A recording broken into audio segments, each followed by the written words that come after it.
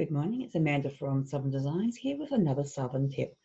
So in line with what we were talking about last week about paper filing, I thought this week we would talk about electronic filing. It's actually a very similar concept to file on the computer or in the cloud or whatever. It's very actually similar concept to using paper filing. So basically the way to go about it is to think about your computer as if it was that pile of papers. So the one thing you can do is go, okay, I have a pigeonhole for, say, accounts. I have another pigeonhole over here for bills that I've got to pay. So, or I've got filing here, I've got a pile of paperwork over here that needs to be put aside as contracts or something like that. So think of it as pigeonholes.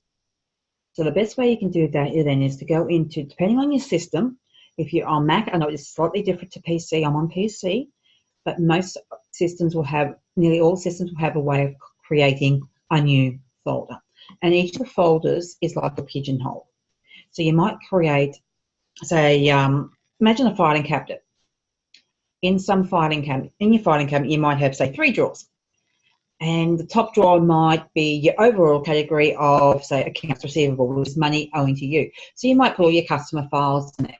So in your computer, you would do the same thing. You'd have maybe an accounts receivable folder, and then inside of that folder, you have another folder which have the customer's name in it. And then inside of the customer's name, you might have like contracts for them, invoices that you've sent them, correspondence to them. So it's all stored under, so basically it's money owing to you. You might have a folder for that with each customer detail on it. So everything's in one spot for that particular customer. So if you're looking for one customer, you know where to go. And the same with your accounts payable, which is money owing to you. You might have a supplier folder with your suppliers listed folder by folder underneath. So it's like having a big filing cabinet, and instead of physically flicking through the files, you're just clicking on your screen and going to your folder. But the couple of key concepts you need to consider are: keep it simple.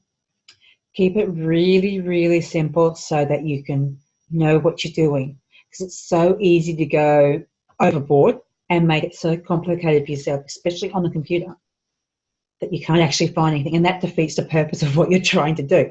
So what you want to do is keep it simple. Now, when you're filing on the computer, there's a couple of ways you can do that.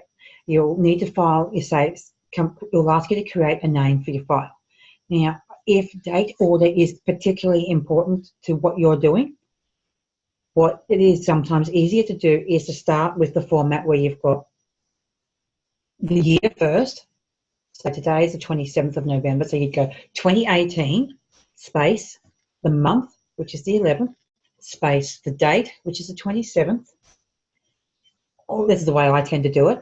And then you might put dash and the name. So it might be correspondence from whoever. And I find that if you file like that, your dates actually stay in order. Whereas if you file the other way around with, to say, the 27th of November 1st, your dates, all your 2s go together, all your 3s go together, all your 1s go together. And it can get a bit higgledy-piggledy. Whereas if you do it the other way around with the year, the month, the day, they stay in order and can be a lot easier to find. So that's a big tip there, to do it that way so you can really find it easily. Another tip, if it's not so important about the date, file alphabetically. File by the name and be consistent in the kind of naming you're using. So some people would use, say, for example, accounts dash and the name of the customer, and then put that name in order. And so it's just a matter of sitting down and working out what's going to work best in your business. So for big businesses, they might have several layers of filing to go through. But whereas a small business might only have 1 or 2 folders. So it's really a matter of what's right for you, what's right for your business, and sitting down and nutting it out a very simple system that you can use. Then the next biggest thing you need to remember to do is to be consistent. If you are consistent in your naming structure and consistent in your filing, you'll be able to find everything you need in its right spot within moments instead of going, where's the file back? And it will actually save you time if you do things the same way each and every single time. So that's probably my best tip for electronic filing, is to keep it simple and be consistent.